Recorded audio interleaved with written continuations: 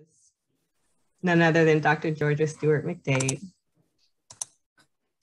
Georgia McDade loves reading and writing. She grew up writing and producing plays for the youngsters in her neighborhood and collaborated with church youth to write plays for special occasions. As a charter member of the African American Writers Alliance, she began reading her stories in public in 1991. She credits the group with making her write poetry. For a number of years, she has written poems inspired by artists at such sites as Gallery 110, Seattle Art Museum, Columbia City Gallery, and for Onyx Fine Arts Collective. For several years, Georgia wrote for Pacific Northwest papers, especially the South District Journal. She continues to write reviews and interviews for community radio stations, as she is working on two biographies and poetry. Copies of her 4 volumes of poetry called Outside the Cave and her first collection of prose, Observation and Revelations, stories, sketches, and essays are available on her website and that you can find on our AWOW website under her author page. Dr. McDade. Hello again, everybody. And again, thank you so much for coming. I have a funny story. It's funnier now than when it happened, but I think it's worth sharing. It is indeed about family. All the women in my family are good cooks.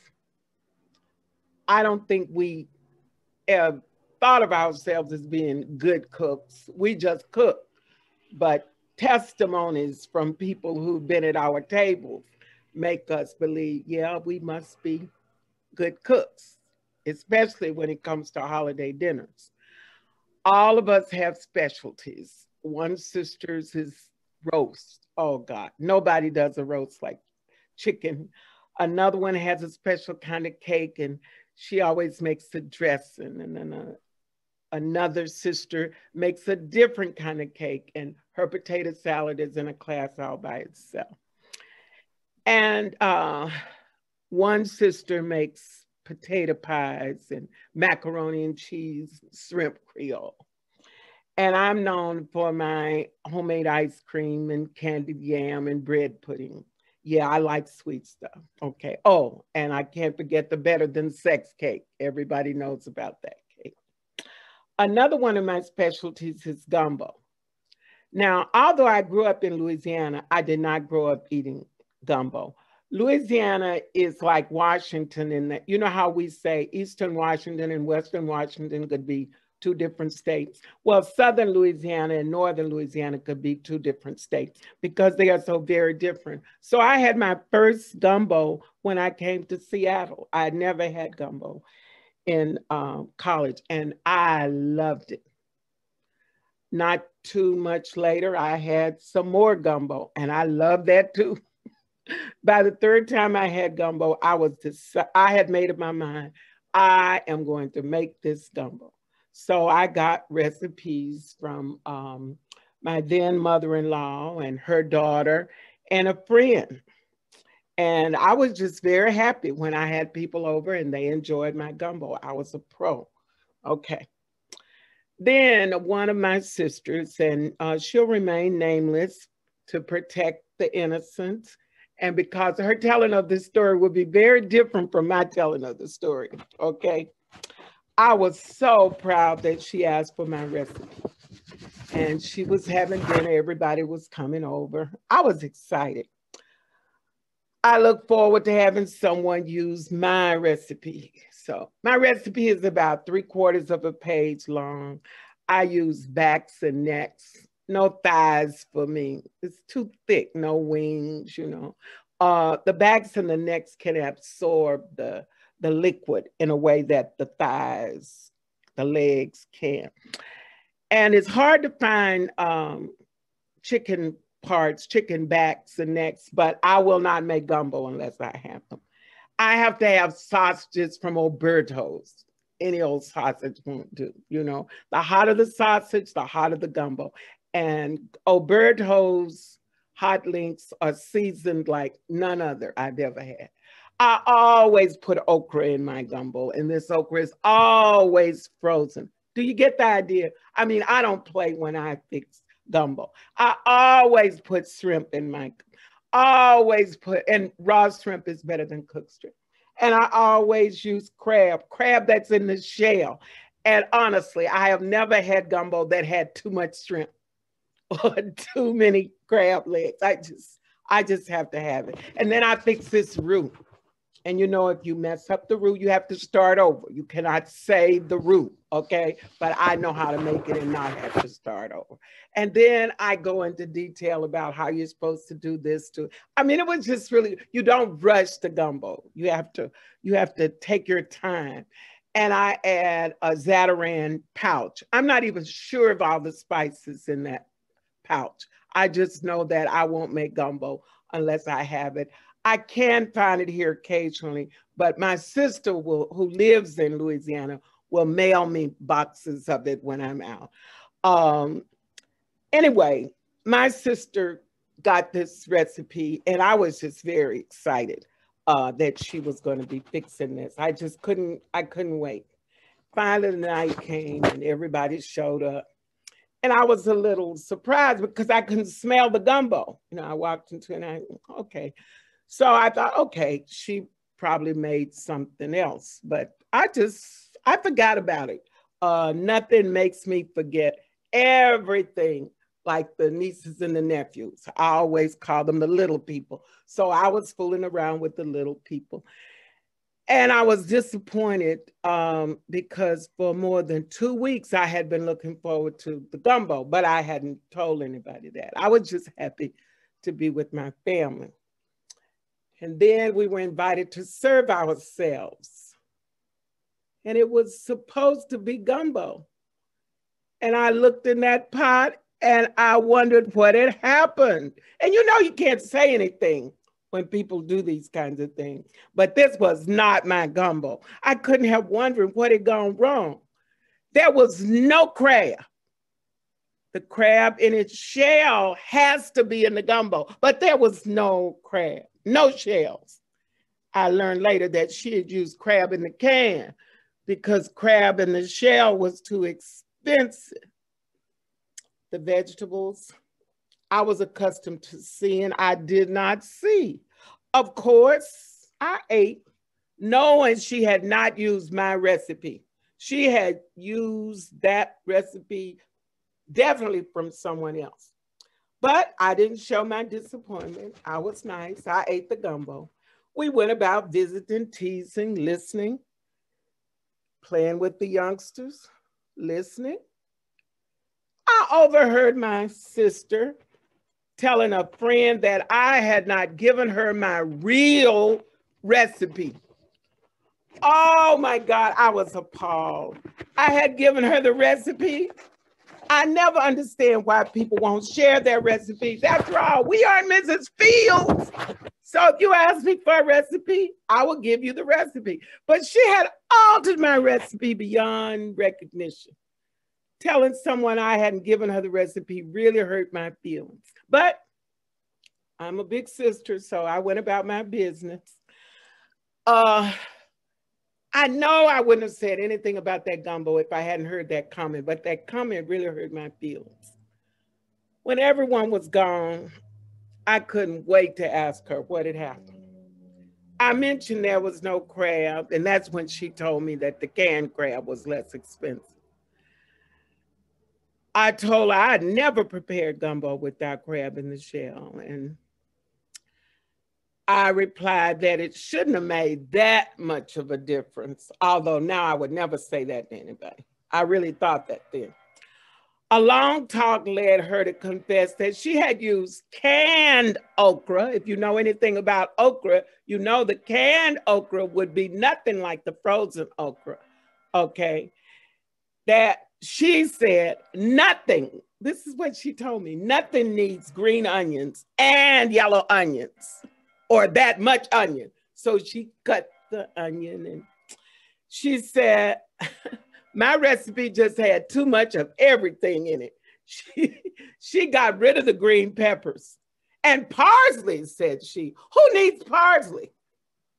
And there, would you believe, there were no shrimp. too expensive. The conversation sort of trailed off. Both of us, I believe, a bit sad. For decades, I used this story to explain the process, analysis, composition all students were required to write in Comp 101. If you do not follow the directions, you will not get the results. From that point, anytime I give a person a recipe, I'll insert little sentences. Like in my bread pudding, I said, now, if you don't use hoagies, it's not going to taste like mine. I say, I make my own extract. If you don't make your extract, it's not going to taste like mine. And I haven't had anybody complain about a recipe since. I think some of them don't fix it, but at least I learned a lot from that. And I'm glad I learned to give people reasons for doing these things. And now I admit my sister makes gumbo and it is very good. Of course, it's not as good as mine, but it's very good, very good. Okay, thank you. My second story is very short, and I've told it a number of times, but I don't think I've ever had it recorded. And I haven't always put all the parts in it. So I thought this was a good time to tell this story. I had a hard time getting to college. Oh, I was a good student. I was valedictorian, actually. But I didn't have any money. And although I got a scholarship, and they do that today too, nobody said anything about how I would get the money to get from my house to the school. And in this instance, I needed $25 to send in with the application, and I didn't have $25. I wasn't about to ask my mom. My mom made $3.50 a day. And so often when I needed something, I didn't tell her about it. But I was determined to go to college. And I had gotten a $100 scholarship from a civic organization of Black women in Monroe. And I decided to go and ask this woman who didn't live too far from me if I could have the $100. And she said, oh, no, you can't get that until September. And I explained to her, I thought really well, that I had to have the $25 now or I wouldn't be able to go in September. She said, no, I can't give it to you. And I spent a few days thinking about it. I went back to this woman and she said, no, I can't do that. I have to have a meeting. And I was terrified it would be too late. But anyway, they had this meeting and she called me and she said they would give me the $25, not 100, 25. I wouldn't get the 75 until I was actually on the campus. So I was satisfied. One of my best friends, we met in first grade, had told me that her dad would take us to college. So that was good for me because I had worked during the summer and I had saved the money I had. Now, this is proof I didn't know too much about traveling. I saved $5 to go to Southern University. And about 2 days before we were supposed to leave, my friend said, her dad said, oh, I'm not taking you to school. Now, he had taken 7 or 8 of her siblings, so she had no reason to believe that he wouldn't take her. But she told me, and she said, well, we can go together on the bus. And I looked at the little money I had. And as I said, I had $5 after I came up with the money for this ticket. But it worked out. It worked out. A lot of people who know me will agree that it worked out. And I've just always been so grateful that it did work out this way because going to college is one of the biggest things I ever did. Oh, maybe 15 or so years ago, one of the ministers at our church said she wanted to write a book on the names of God. And there are a lot of different names. I used to know how many, but I don't know anymore. But one I didn't learn about until late was Jehovah Jireh. I did not grow up knowing that term. And so when she asked me to choose one, I didn't think about it. I just wrote back Jehovah Jireh. And I chose that one because it means God the provider. And I know for a fact that God has provided for me. And I believe God always will provide for me, although I don't always act like it. Okay. It was in Genesis when Abraham was about to kill Isaac that the Lord provided a ram in the bushes. And so Abraham said, Jehovah Jireh. When I left Monroe, Louisiana, all I had was that $5. I had never been to Southern University. I didn't know that it was over 200 miles from Monroe, Louisiana. I was 17 years old. I'd never been that far away from home. All I knew was I was going to college. And I knew I had to go to college. It was something that told me I had to go to college. Okay, so got my ticket. The summer before I graduated from high school, I participated in a program at Grambling College. It was a National Science Foundation program, 45 students from 9 states. They dubbed us high ability students. We took math, chemistry, physics, and biology and thought nothing of it. And I had a wonderful time. That was my first visit to a college, and that was one of the reasons that I loved college. So I had an idea of what I needed or what I would need when I got to Southern University. So the little money I made, that's the way I spent it, buying things that I thought I would need. I was very glad to be leaving home. Well, when the Continental Trailways bus pulled into Baton Rouge, that's when I learned that Southern University is not in Baton Rouge, but it's in Scotlandville, quite a few miles from there. And the cost was $7.50. Remember, I had $5. It was $7.50. As the provider would have it, a taxi driver with the station wagon said he would take as many of us as he could to Southern for $2.50. I still don't know how I got over there with my trunk, but I made it over there. And once we got to the campus that I just thought was beautiful there on the Mississippi River, I was told that I had to pay $1 deposit for my room key. So that's $3.50. And I just paid. Then they told me I had to go to that line over there. I went to another line. And they told me I had to pay $1 deposit for the mailbox key. And now I'm down to 50 cents. And there was another line over there. And I'm thinking, what in the world am I going to do? All I could think was, please don't let there be anything else to pay for. And that line was